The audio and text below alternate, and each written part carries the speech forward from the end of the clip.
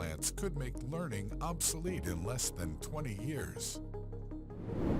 Instead of reading textbooks or going to school to gather information, we'll have devices in our brains that download information on demand.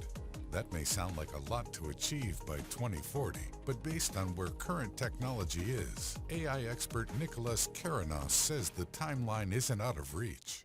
A brain implant, also known as a neural implant, is a device often placed on the surface of the brain. It's capable of communicating with your neurons, recording their activity, and even telling them how to behave. One of the most common applications is deep brain stimulation, where electrodes are implanted into the brain to stimulate different areas and reduce the symptoms of brain-based disorders, such as Parkinson's disease or epilepsy. More than 150,000 people globally have received such an implant, but the implants can control neurons in other parts of the body as well. Doctors have used neural implants to stimulate the spinal cord, allowing individuals with paralysis to walk again. Amputees equipped with the implants were able to control robotic prostheses using nothing but their thoughts. Then there's a host of examples that are straight out of sci-fi novels. For example, a team from the University of Pennsylvania's Computational Memory Lab successfully enhanced people's memory capabilities by stimulating brain regions using electrodes.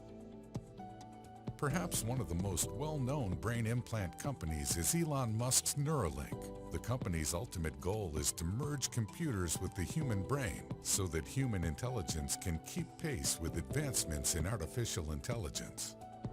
Neuralink uses threads in the brain connected to a 4mm chip called the N1. The company recently released a video that appeared to show a 9-year-old monkey equipped with the N1 chip operating a game of Pong using his mind. The N1 chip is just the first step for Neuralink. The team is also developing neural lace, a brain-computer interface technology. The ultra-thin mesh will be inserted via a tiny needle and encompass the brain.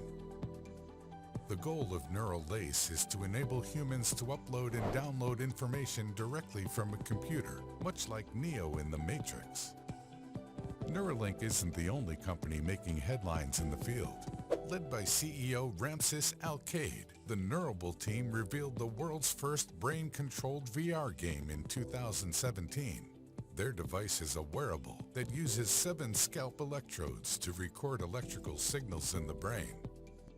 MindX is another brain implant company that aims to create a look and think interface for next-generation spatial computing applications. Users will be able to interact with computers using smart glasses that link with the human brain. The glasses will let wearers access information with a single thought. No more rummaging for your phone to Google a burning question. This is all just the beginning. There's a long way to go with this technology before we all have the option to get chipped, and many hurdles to overcome. After all, major elective brain or spinal surgery is incredibly risky. Still, engineers are working on tiny implants, such as the 0.25 square millimeter neurograins, as well as implants that can travel to the brain via the bloodstream, eliminating the need for open brain surgery. Considering all of this, AI expert Nicholas Karanos may be correct. In the next few decades, would you want to make your brain part machine?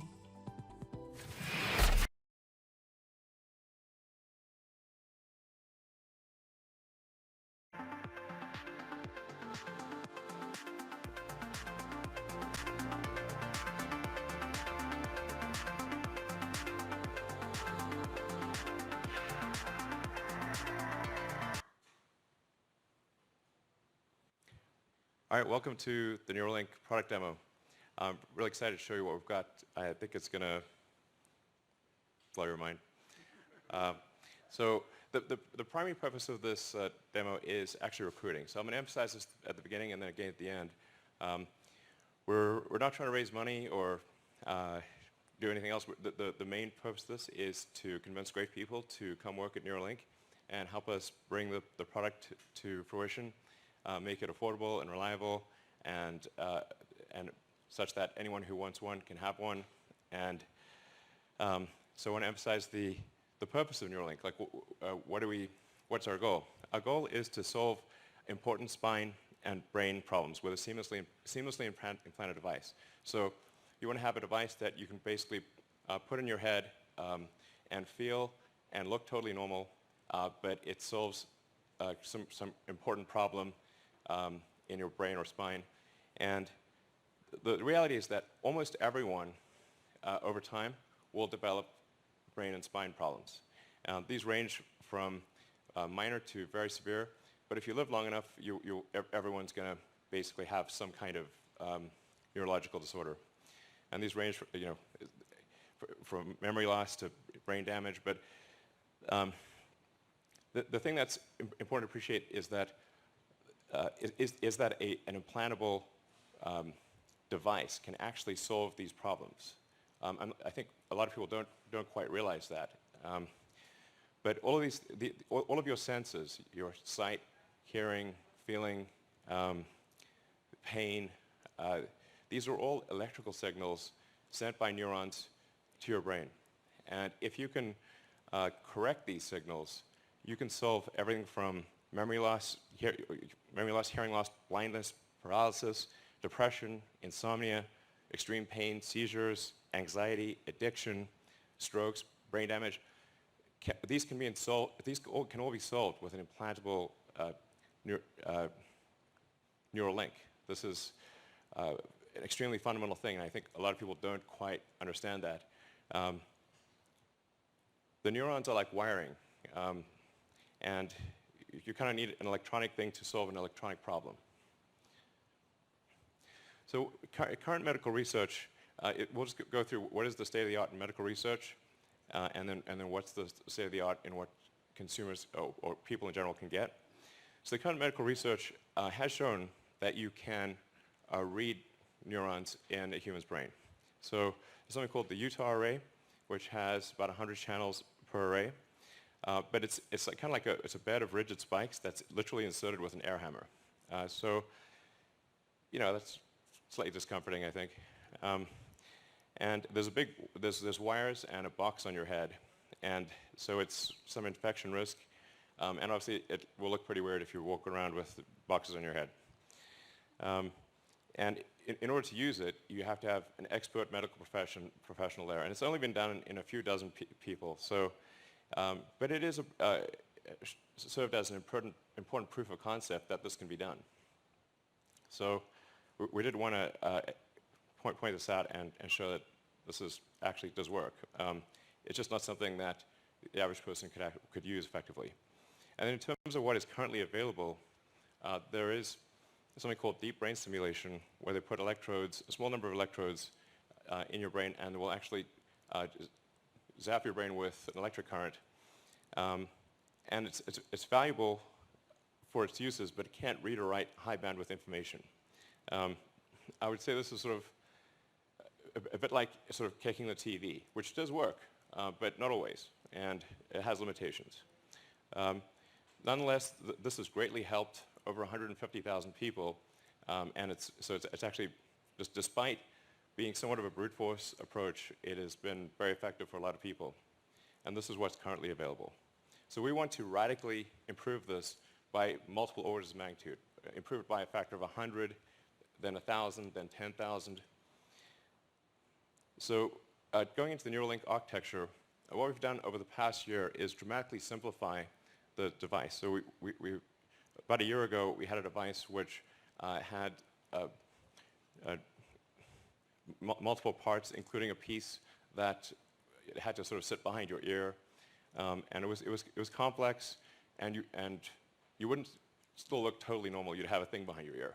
So we've simplified this to simply something that is about the size of a large coin, and it goes in your skull, replaces a piece of skull, and the wires then connect within a few centimeters or about an inch away from the device.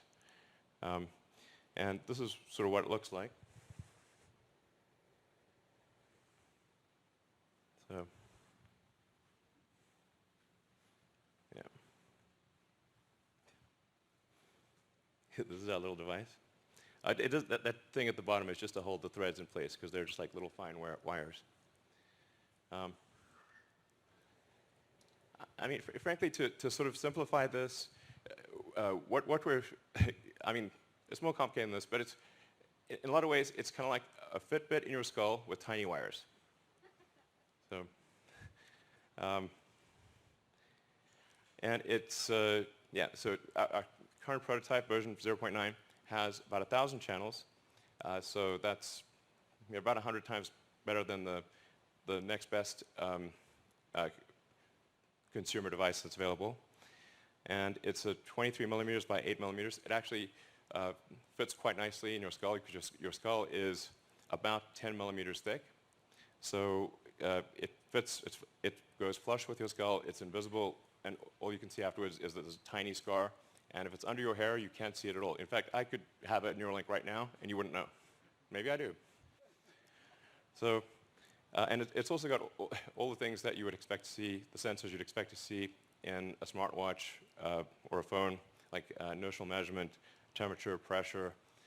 So there's actually a lot of functions that this device could do related to monitoring your health and warning you about a possible heart attack or stroke or other damage, as well as sort of convenience features like playing music.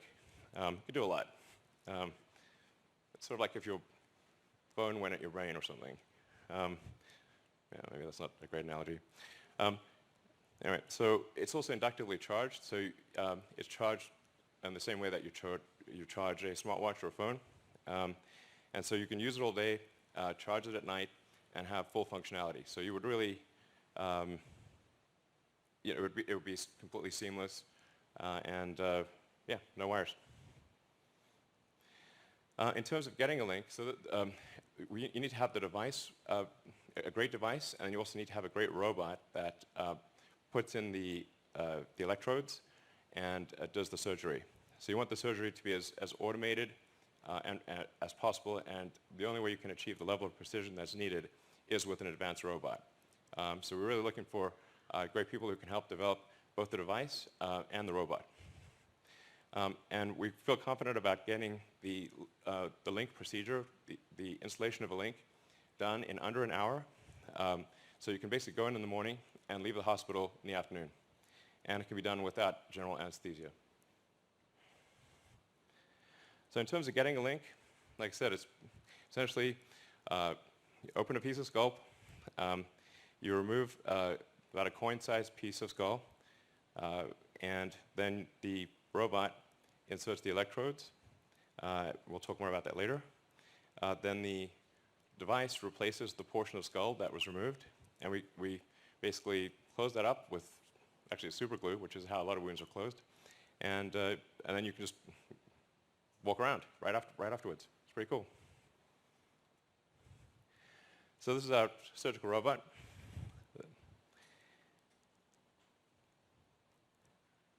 And we actually ultimately want this robot to do essentially the entire surgery. So in everything from incision, removing the skull, inserting the electrodes, placing the device, and then closing things up and having you ready to leave. So we want to have a fully automated system. And to be clear, this robot does actually work. We've used it for all of the implantations. So this shows you at sort of close-up view, which I think is actually not too gruesome, of the electrodes being inserted in the brain.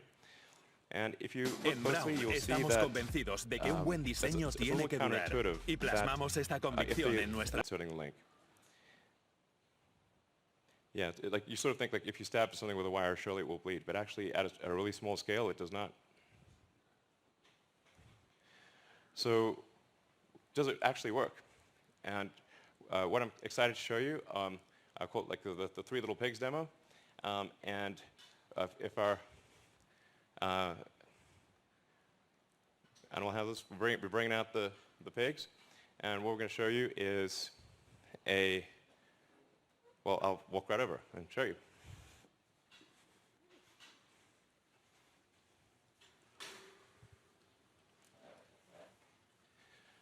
So what we have in pen number 1 is Joyce, and she does not have an implant. Obviously healthy and happy. We're trying to get Gertrude out, and this is how you know it's a live demo. She's like, she's trying to eat something in the corner of her pen. Come on, Gertrude, let's go. Snacks are this way. Oh man. All right, we'll wait. We'll give Gertrude a second, and we'll move on to Dorothy. Sometimes the pigs are a little shy.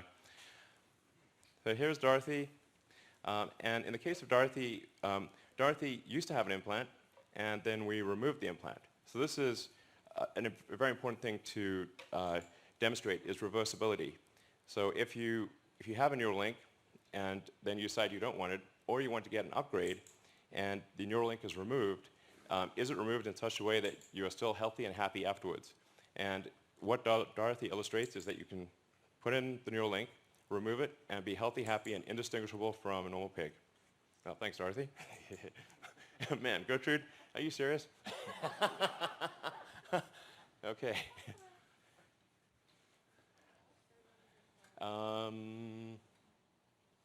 Well, should we bring them all out or something? Would that be better? How about everyone just comes into this pen? And we'll have a few, it'll be a little crowded, but whatever.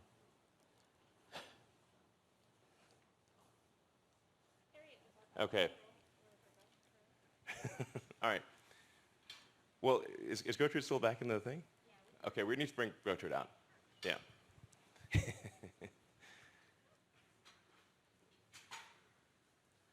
Oh, the beauty of live demos. This is real live demo. All right. Maybe we can zoom in to do Gertrude or something. She's clearly very interested in something at the back of her pen.